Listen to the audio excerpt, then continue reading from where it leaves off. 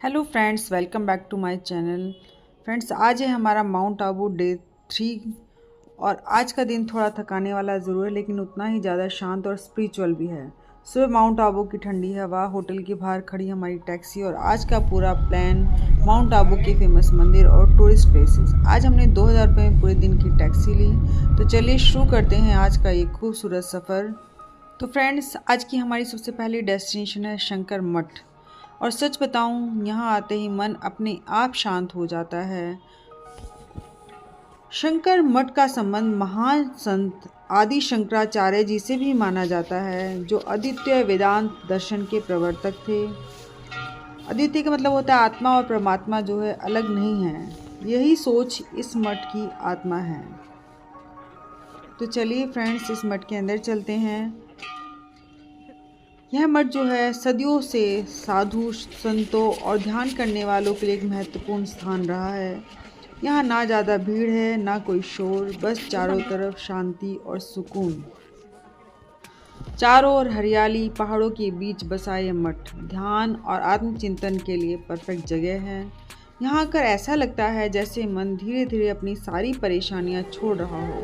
और सुबह सुबह सबसे पहले दर्शन करना महादेव जी के, ऐसा लगता है कि जीवन में सब कुछ मिल गया और मेरा आना माउंट आबू में सफल हो गया। यहाँ महादेव जी की सबसे बड़ी प्रतिमा है, तो बोलिए हर हर महादेव।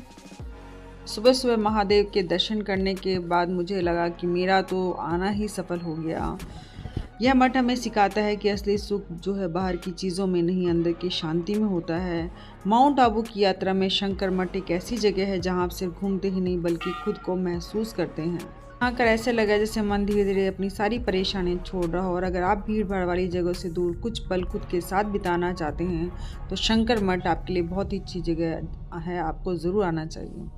तो देखते हैं हमारा नेक्स्ट डेस्टिनेशन कौन सा होने वाला है। भैया हमें कहाँ लेके जाने वाले हैं। फ्रेंड्स, अब हम पहुंच चुके अपने next destination peace park, Brahma Kumari peace park. और सच बताऊं, यहाँ कदम रखते ही एक अलग ही शांति महसूस होती है। पीस पार्क को ब्रह्मा कुमारी जी संस्था ने डेवलप किया है।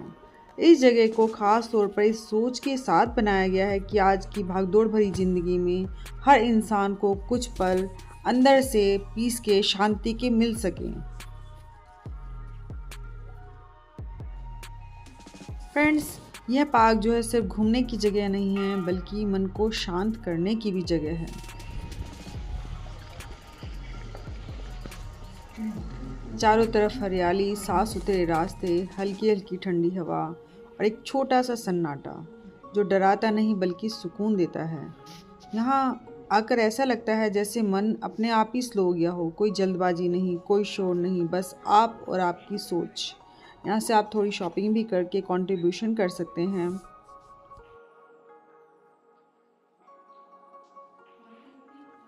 इस पीस पार्क का मेन मैसेज यही है कि शांति जो है बाहर नहीं, हमारे अंदर होती है। यहाँ मेडिटेशन के लिए खास जगह हैं जहाँ लोग चुपचाप बैठकर अपने मन को समझने की कोशिश करते हैं।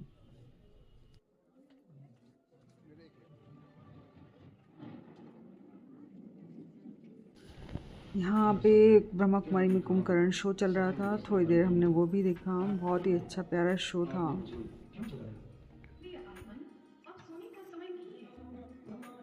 यहाँ पर आपको महादेव के सारे स्वरूपों के दर्शन एक साथ हो जाते हैं।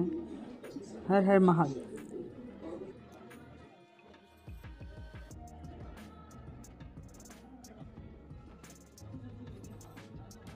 फ्रेंड्स, अगर आप बहुत स्ट्रेस्ड हैं या लाइफ में बहुत कंफ्यूजन है तो ऐसी जगह पर आकर खुद को कनेक्ट कर पाते हैं। मुझे पर्सनली ये जगह बहुत ही सूदिंग लगी, इतनी कि यहाँ से जाने का मन ही नहीं कर रहा था।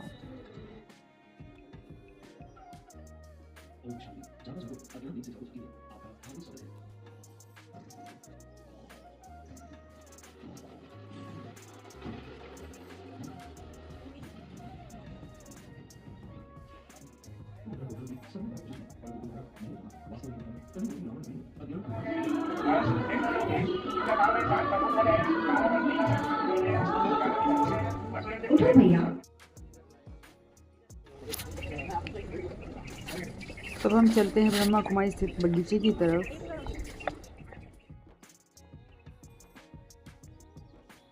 इसलिए मुझे यहाँ आकर बहुत ही अलग तरह का सुकून मिला। तो फ्रेंड्स, अगर आप भी माउंट आबू आएँ तो पीस पार्क को सिर्फ एक टूरिस्ट स्पॉट की तरह नहीं बल्कि एक एक्सपीरियंस की तरह देखिए, क्योंकि कभी कभी सफ़र का सबसे खूबसूरत हिस्सा शांति ही होती है।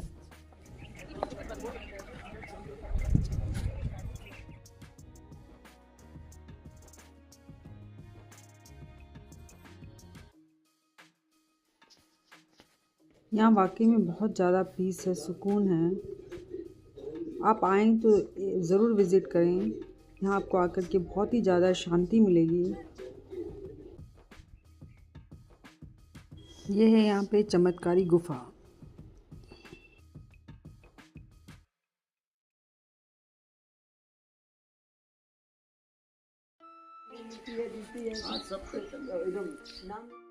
तो फ्रेंड्स, इस ब्रह्मा कुमारी के पीस पार्क के बाद अब हम चलते हैं अपने नेक्स्ट डेस्टिनेशन की तरफ।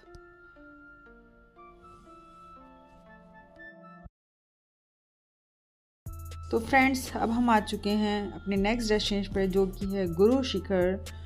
और ये यहाँ का सबसे ऊंचा पॉइंट है, जो हमें भैया ने बताया है कि माउंट आबू का सबसे ऊंचा पॉइंट यही है। और सच बताऊँ, यहाँ आकर सबसे पहले जो महसूस होता है वो है ऊंचाई और शांति।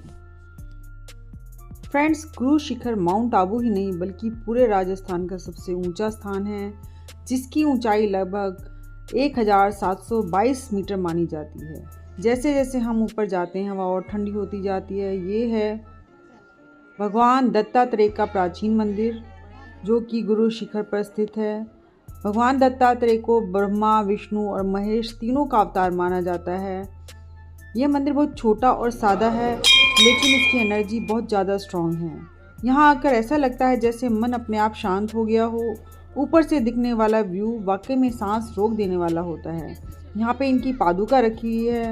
यहाँ पे आकर बादल इतने पास लगते हैं जैसे हाथ बढ़ाकर छू सकते हैं, खासकर रेनी सीजन में। यह जगह सिर्फ देखने के लिए नहीं बल्कि महसूस करने के लिए है। यह हमें सिखाती है कि ऊंचाई सिर्फ पहाड़ों की नहीं, सोच और आत्मा की भी होती है। यहाँ का मौसम जो है फ्रेंड्स कभी भी बदल सकता है, तो अगर आप आएँ तो हल्के गर्म कपड़े ज़रूर रखें। और अगर आप नेचर लवर हैं, स्पिरिचुअल जगहों को पसंद करते हैं, तो गुरु शिखर आपके माउंट आबू ट्रिप का सबसे खास हिस्सा बन सकता है। और अगर आप यहाँ आएँ तो पापड़ वाली भेलपुरी ज़रूर ट्राई करें। फ्रेंड्स, यहाँ खड़े होकर नीचे फैली अरावली की पहाड़ियाँ देखकर ऐसा लगता है कि ज़िंदगी की सारी भागदौड़ कुछ पलों के लिए रुक गई हो।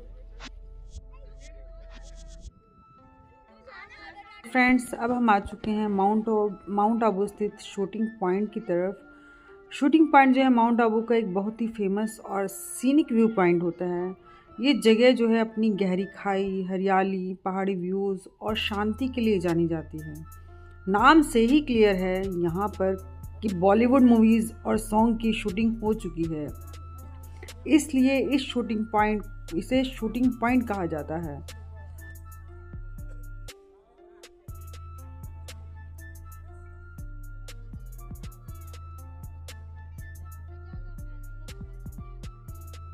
ये पॉइंट जो है माउंट आबू टाउन से लगभग 3-4 किलोमीटर की दूरी पर है और ये सनसेट पॉइंट का रास्ते में पड़ता है। टैक्सी या लोकल व्हीकल से आसानी से यहाँ पहुँचा जा सकता है। यहाँ से आप अरावली रेंज का वाइड व्यू देख सकते हैं, चारों तरफ डेंस फॉरेस्ट और गहरी वैलीज। सुबह और शाम का वक्त यहाँ सबसे बेस्ट होता है। वेदर ठंडा और प्लीजेंट रहता है, स्पेशली मानसून और विंटर में। फ्रेंड्स, इस जगह पर पहले बॉलीवुड के कई सीन शूट किए गए हैं। इसी वजह से टूरिस्ट के बीच ये पॉइंट काफ़ी पॉपुलर हो गया है। आज भी लोग यहाँ आकर रील्स, फोटोज़ और सिनेमैटिक शूट्स लेते हैं। फ्रेंड्स, अगर आप nature photography, cinematic blog shots या फिर रील्स वगैरह बनाना चाहते हो तो शूटिंग पॉइंट परफेक्ट जगह है, इसे बिल्कुल भी मिस मत कीजिएगा। फ्रेंड्स, शूटिंग पॉइंट के बाद अब हम पहुँच चुके हैं अचलेश्वर महादेव मंदिर।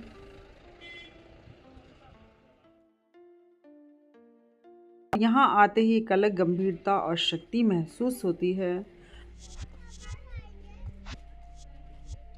यह मंदिर जो है भगवान शिव को समर्पित है और इस मंदिर का निर्माण 15वीं शताब्दी में महाराणा कुंभा द्वारा कराया गया था।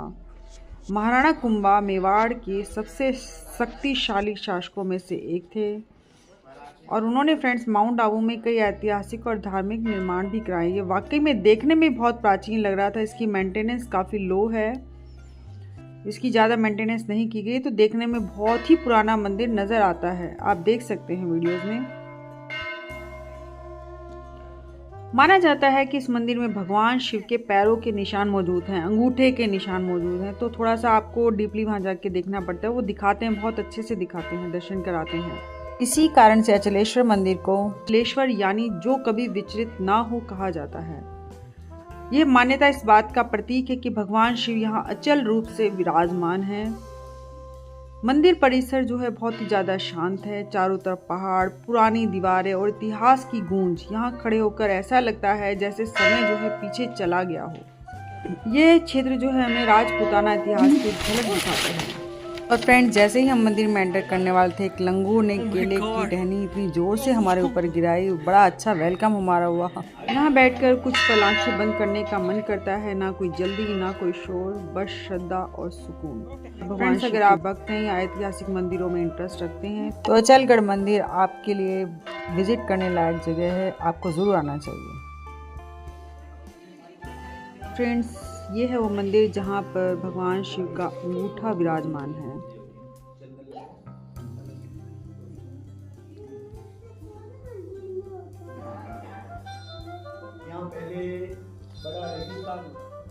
देखिए फ्रेंड्स, इसी के अंदर भगवान शिव का पैरों के निशान, अंगूठा विराजमान है, जो हमें बहुत ही अच्छे तरीके से पुजारी जी ने दर्शन कराए हैं। और पुजारी जी ने पूरी इन्फॉर्मेशन इस मंदिर के बारे में दी है। तो आप भी सुनिए ध्यान से, आपके साथ शेयर कर रही हूँ। इसी युग में 7 ऋषियों की उक्ति मां ऋषि वशिष्ठ ने रेगिस्तान में की। पहले युग में सतयुग, जब वो स्थापना हुई, उनकी उक्ति होते ही वो ध्यान करने लगे। उनके कुंडल एक नाग लेके चला गया। तो सातों ने इंद्र का, इंद्र के वजह से नाग ऋषियों के आश्रम के बाद एक भयंकर घटना नंदनी गाय गिरी, मां वशिष्ठ वो गिर गई। ये सरस्वती नदी को प्रकट होना पड़ा। जो सरस्वती नदी एक धारा का फिर ये आबू नाग पे आबू आया, इसलिए आबू गाय। फिर इसके आजू बाजू में बहुत सारे तीर्थ है। आबू गाय में ऋषि मुनियों से कई वरदान मांगे, भाई कि हमें इतना पावर दो मुझ पे। फिर ये जा रहा था आबूराज, शिव जी ने अंगूठे पे आबू ने गिरना, दोनों शिखरों पे दत्त भगवान की स्वर्ण पादुका हिसाब से उनकी प्रदक्षिणा।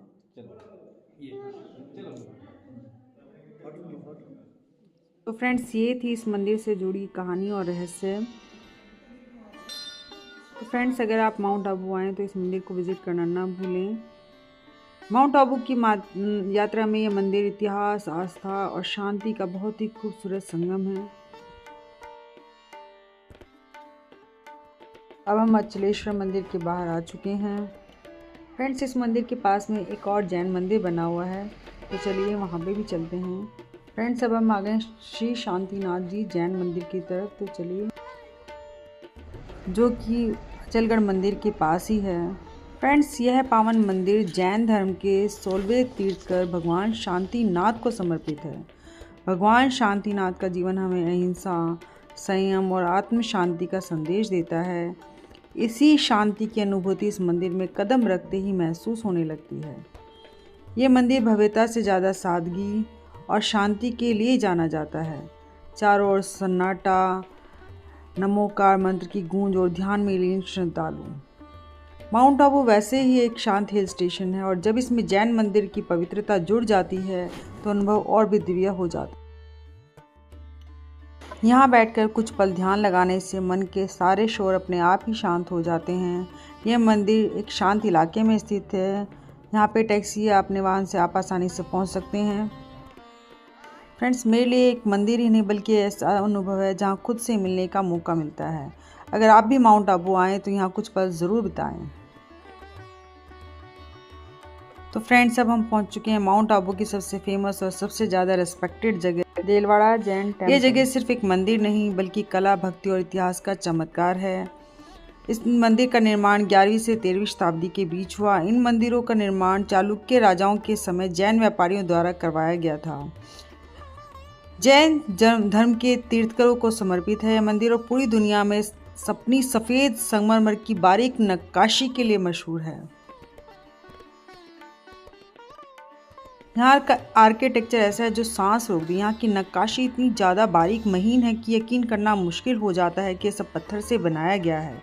हर पिलर अलग डिज़ाइन का है, हर छत पर अलग स्टोरी उकेरी गई है। सबसे खास बात यह है कि इन मंदिरों के निर्माण में सीमेंट का बिल्कुल भी इस्तेमाल नहीं हुआ है। ये जगह सच में आर्किटेक्चर का लिविंग एग्जाम्पल है। इस मंदिर में फ़ोन बिल्कुल भी अलाउड ही नहीं है। पहले ही सबमिट कराया जाता तो मैं अंदर के दर्शन नहीं करा पाऊँगी। फ्रेंड्स, देलवाड़ा मंदिर के बाद अब हम आ चुके हैं सोमनाथ महादेव मंदिर। यहाँ प्रकृति और भक्ति का अद्भुत संगम देखने को मिलता है। यह मंदिर माउंट आबू का एक प्राचीन और पवित्र शिव मंदिर है। यह मंदिर घने जंगलों और पहाड़ियों के बीच क्रोकोडाइल पार्क के पास स्थित है। यहाँ की शांति आपको शहर की भीड़ भाड़ से बिल्कुल दूर ले जाती है। फ्रेंड्स, यह स्थान जो है भगवान शिव की तपोभूमि को भी माना जाता है। यहाँ शिवलिंग स्वयं शंभु स्वरूप में स्थापित हैं और श्रद्धालु यहाँ सच्चे मन से पूजा अर्चना करने आते हैं। यहाँ पे बहुत ही अच्छे दर्शन हुए महादेव के। हर हर महादेव। इस मंदिर की सबसे खास बात है इसका वातावरण। चारों तरफ जंगल, पक्षियों की आवाज़ें और बीच में शिवलिंग के सामने जल चढ़ाते भक्त। ये जगह ध्यान और साधना के लिए बिल्कुल उपयुक्त है। यहाँ पे महादेव के 10 अवतार को भी दर्शाया गया है बहुत ही खूबसूरती के साथ में। यह मंदिर भव्य नहीं है, लेकिन यहाँ की शांति और ऊर्जा दिल को छू लेती है। कुछ जगह कैमरे से ज़्यादा दिल में कैद होती हैं और सोमनाथ महादेव मंदिर उन्हीं में से एक है। माउंट आबू की पहाड़ियों में छुपा यह शिवधाम हमें याद दिलाता है कि सच्ची भक्ति शांति में बसती है। ओम नमः शिवाय। फ्रेंड्स, अगर आप माउंट आबू आएँ तो इस मंदिर को अपनी यात्रा में ज़रूर शामिल करें। यहाँ पे एक छोटी सी लेक है जहाँ पे मछलियों को लोग दाना खिलाते हैं।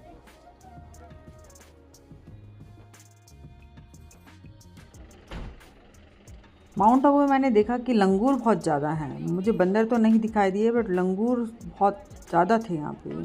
तो कृपया आप बच्चे वैसे कुछ कहते नहीं हैं। इसके बाद आ गए हैं मरबूदा देवी मंदिर, जिसमें आपको 300 सीढ़ियाँ चढ़नी पड़ती हैं और बहुत ही ज़्यादा ऊपर है।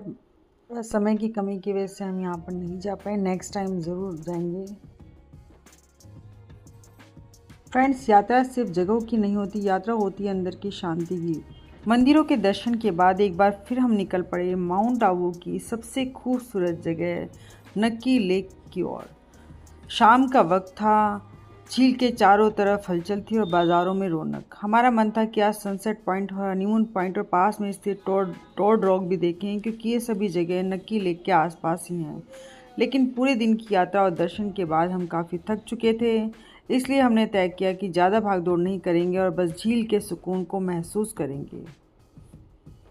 यहाँ पर हमने 200 रुपये में आधे घंटे के लिए पैडल बोट ली और नक्की लेक की ठंडी हवा के बीच बोटिंग एंजॉय करने के लिए हम पहुँच गए हैं लेक के बीच। जैसे ही हम पानी पर आए, माउंट आबू की ठंडी हवा और शांत लहरों ने हमारी सारी थकान जो है उतार दी। पानी पर रिफ्लेक्शन, आसपास की पहाड़ियाँ और सनसेट के रंग, सब कुछ इतना पीसफुल लग रहा था कि वक्त जैसे रुक सा गया हो। पैडल चलाते हुए हल्की हंसी मजाक, लेक के बीच से I love mount Abu point का व्यू और नेचर के बिल्कुल करीब होने का एहसास। ये बोटिंग सिर्फ एक एक्टिविटी नहीं, एक फीलिंग थी। सच में नक्की लेक पर बोटिंग किए बिना माउंट आबू ट्रिप अधूरा लगता है।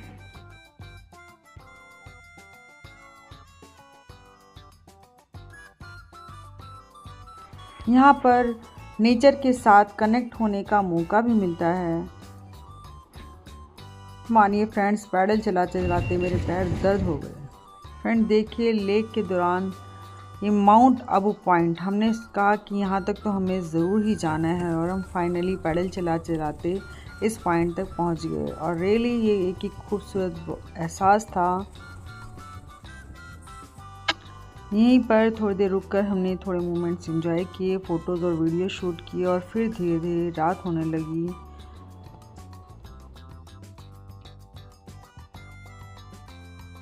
बोटिंग के बाद हमने नक्की लेक मार्केट में थोड़ी बहुत शॉपिंग भी की। और झील के पास ही डिनर किया। दिन भर की थकान और खूबसूरत यादों के साथ हम जो है उसके बाद वापस अपने होटल रूम में लौट आए, क्योंकि अगली सुबह हमें वापस दिल्ली के लिए रवाना होना था। तो आज बस थोड़ी बोटिंग, थोड़ी वॉक, थोड़ी शॉपिंग और स्वादिष्ट डिनर। कभी कभी कम में ही सफ़र सबसे ज़्यादा यादगार बन जाता है। तो माउंट आबू फिर मिलेंगे। ठंडी हवा, झील का शांत पानी यादों में हमेशा रहेगा। तो फ्रेंड्स, अगर आपको हमारा ये ब्लॉग पसंद आया हो तो वीडियो को लाइक करें, मेरे चैनल को सब्सक्राइब करें और कमेंट में बताएं कि माउंट आबू का कौन सा अनुभव आपको सबसे ज़्यादा अच्छा लगा। मिलते हैं अगले ब्लॉग में एक नए सफ़र, एक नई कहानी के साथ। तब तक के लिए अपना ख्याल रखिए, खुश रहिए और घूमते रहिए।